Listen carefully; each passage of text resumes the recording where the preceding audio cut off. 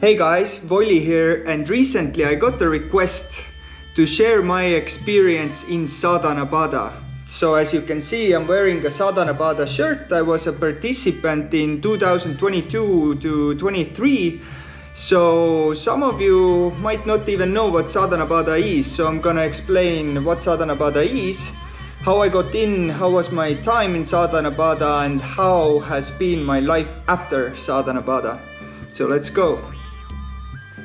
Okay, I changed my shirt because I don't really like the orange color. But anyway, what is Sadhanapada? So Sadhanapada is a 7-month residential program in Isha Yoga Center, Coimbatore, which is in India.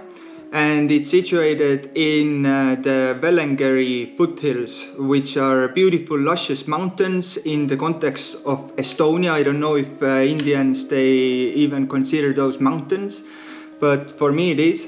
So the whole program is designed for self-development and personal growth, where you spend the whole 7 months doing various yoga practices, volunteering, you do several programs and so on. There's so many activities, but it's also meant as a challenge. It's not easy. The whole program is designed for self-development and personal growth. You get free accommodation, you get free food, which is actually delicious. There's even a video of Gordon Ramsay giving a thumbs up to those Isha meals. Proportions. That's delicious. Very crispy. Mm-hmm. That's the confirmation of how good it can be. The schedule for Sadhanapada is kind of crazy, and it's meant to be crazy. You wake up before 5. I don't know how it is nowadays, but 2 years ago when I participated, we used to wake up at 4:30. You do your yoga practices, you go to volunteering, you volunteer the whole day or do the programs or whatever is needed. And after that, you do some more practices and you go to sleep. That's pretty much the whole day. And like that, you pretty much go every single day. So it's definitely a challenge, and it's not for everybody. During the day, if you have time, you can walk around and enjoy the beautiful scenery, go to the temples, which are very transformative, at least from my experience, and just enjoy your time in warm India, which is the opposite to Estonia. But how did I even get to know about Sadhanapada and how did I get in? Well, let me tell you about it. So in 2019, I was selling door-to-door in Canada, and I was never into spirituality, yoga, or any kind of stuff like that. But some things happened, and I saw some videos on YouTube. Then I got to see a Sadhguru video. And since I was doing sales at the time, my first thought was, if I could sell like Sadhguru, I would be golden. And then I have to admit, I got addicted to those videos, and I got back to Estonia, and I was looking for any kind of program I could do with Isha or Sadhguru. But since it was COVID time, there wasn't much available. So in 2021, when they first rolled out the inner engineering online, I took the chance and I did it. I learned Shambhavi Mahamudra Kriya, which I've been practicing to this day. So the next thing I saw was Sadhanapada. Anyways, I wanted to visit the Isha Yoga Center, so I signed up. I didn't even look much into it, but it seemed like a challenge. So I was like, a nice challenge, I'm in, let's go. I applied for Sadhanapada 2021 June, and I got accepted 2022 February, actually February 23rd, which is my birthday. So it was a nice little birthday gift. So a little bit about the process of getting into Sadhanapada. It was a series of few interviews. I had a great paying job at that time, but also my family was in court, so they kind of depended on my financial support. So initially I wasn't 100% sure if I wanted to commit, but as the interviews went on, the more and more I got committed. I remember actually getting annoyed with the interviewer when he asked me, so why do you think you're ready for the challenge? So I was like, I don't know why I'm ready for the challenge. I just really want to go. And after that, he didn't have any more questions. And shortly after that, I got the acceptance letter. But to be honest, I didn't even know why I wanted to go. I just really wanted to go. And then the preparation started. I got some guidelines how to prepare for the program. One of the key points of preparation was waking up at 5 a.m. and I was not too happy about that. And I think I rarely did, but I kept up with the preparation otherwise and it was pretty good. I felt I was ready. Anyways, I dealt with some things back home, made sure everything was okay when I leave, and I bought the tickets and I went. I think it was 1st of June or something when I landed in India, and I had never been to India, and I have to say it was a culture shock. So there's a 1.5 hour drive from the local airport in Coimbatore to Isha Yoga Center, and the traffic, oh man, I had not seen anything like that. It's a wild country. But I got to Isha Yoga Center alive, and the first thing I did there is a Shunya program where you learn a 15-minute meditation and a pretty complex Kriya. Actually, that's offered in Sadhanapada also, but I didn't know that, so I went anyway. During Shunya, I got my first lessons in how to, eat in India with the hands and everything. But after Shunya program, I checked into the Sadhanapada accommodation. And the accommodation works like this. There's 2 buildings, one for girls and one for guys. I don't know how it's been in other batches, but during our Sadhanapada, we started just, I think, below 2,000 participants.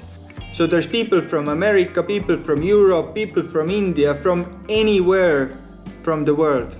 In the accommodation building, in one room, there's like 8 beds, if you can call them beds. They're basically like a sheet of plywood where you can lay your mattress, or if you have maybe a yoga mat or something.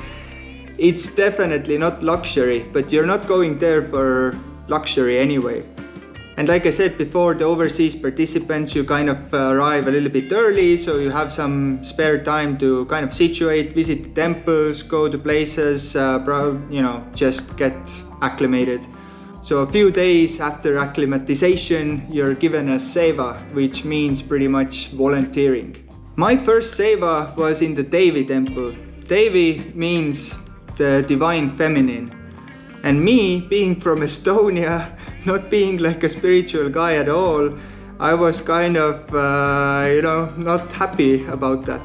But I landed in a great group, got to know some great people, and we were given some tasks to do. So in the Devi temple, every day there's lots and lots of offerings to the deity. She's a high maintenance woman. Devi, I mean. We were doing tasks like cracking betel nuts, which are like hairy nuts. You have to crack them to get the nut out. We were putting sesame seeds in a black cloth for offerings. We were taking neem branches and tying those together for another kind of offering, and all these kind of activities every day. It ended up being a pretty cool environment. My seva in the Devi department didn't end up being too long. So after a couple of weeks, the orientation for Sadhanapada started. So we all had to enroll in that. The orientation is pretty much the preparation for Sadhanapada. So you're getting prepared for Sadhanapada mentally, physically, emotionally, and every kind of way. But now after orientation, you're given your permanent seva. For a few days, they sent me to Akshaya, which is the kitchen for the whole ashram. So I did very basic tasks in Akshaya. I cut some vegetables and, that's pretty much it. But after a few days, I got a notification in the app for Anna Seva. So this is the cool thing about Sadhanapada. It provides these mini programs or mini quests, if you want to put it that way. And you get to learn about the whole ashram, how it works. You get to experience so many different activities and things and environments. And this one is about Bhiksha Hall. It's considered one of the most physically demanding sevas. Basically, it's like 9 hours of physical work. You have to carry buckets, you have to put the mats down, you have to wash the dishes, do everything. Bhiksha Hall is the place where over 3,000 ashramites and visitors, they eat every day in there. So there's a lot of activity going on and everything needs to get done. So that was my first experience of hardcore volunteering. And after that, there was a surprise. So one of the organizers of Anna Seva, the activity in Bhiksha Hall, which they renamed to Pranadanam, offering of life, they called a few participants of our Pranadanam to the front, and I did not know what was going on, but I was one of them. And pretty much they said that now you're gonna be the permanent participant of this mini program. And at that time I was kind of sleepless and I was tired and I was not too happy with that. But you know, what can I say? I went with it. So from that moment on, that was my permanent seva until the end of Sadhanapada. And I can say it was not easy, but I have some pretty great memories from that time. So like I said, there's mini programs inside the big Sadhanapada program. And now that I had my permanent seva, I could also every now and then participate in those. One of those, for example, is Linga Seva, which for me and I know for many others has been the most influential time they've spent in the ashram. During Linga Seva, you get to spend a lot of time in Dhyana Linga, which is the main temple. It has the huge linga, and there's some activity you can do. You can, guide the people, what they do. If somebody acts bad, you get to be the kind of moderator in there, and you get to spend time at the Naga temple, at Yogeshwara and Suryakund, a lot of these places. So this is, I'm telling, this is Sadhanapada is great because you get to experience the whole place. Yeah, so Linga Seva is one of those. Then you get to do program volunteering, which is, helping with the organization of the advanced programs. You get to see what's behind the curtains, the secret stuff. Then you can do all the programs yourself. You can learn Angamardana, which I never did, all the yoga asanas, like I said, everything, and all up until Samyama, which is the ultimate, the 8 days in silence, which was great. Actually, there were 2 Samyamas, and I was planning for the first one, which was in January, but I got into the second one, which was in February. And during that time, my mom and my aunt visited me in the ashram. So there was a little misalignment. And while they were in the ashram, I was in the silence program. Luckily, they had a great time and they said they enjoyed their time in the ashram. They spent 1 week in there and they were really happy. Every day they went to the Dhyana Linga temple where there's Nada Aradhana, which is an offering of music or sound to the temple, and they really enjoyed that. Also, every full moon there's activities, every now and then there's a celebration. I mean, just there's always something going on and you get to experience it firsthand. Okay, but apart from all these interesting events and programs and whatnot, how does the day-to-day life look like? I mean, it's pretty simple. You wake up at 4:30. If you don't wake up, somebody wakes you up. Then you get to take a shower, you brush your teeth, and pretty much get ready for the day. And then you head downstairs where you start with Guru Puja. Then you do some exercise, you do your Hatha Yoga, and you do your other practices, and then you go to seva. Every seva has a slightly different schedule and it can change from time to time. Actually, that was one of the biggest hurdles I had to get over when I started Sadhanapada, because I'm used to a strict schedule. At this time happens this, at that time I do that. But in the ashram it does not work like that. Things can kind of, live in their own schedule. Things can change, you have to adapt, and I had to learn that. And I'm very thankful for that now.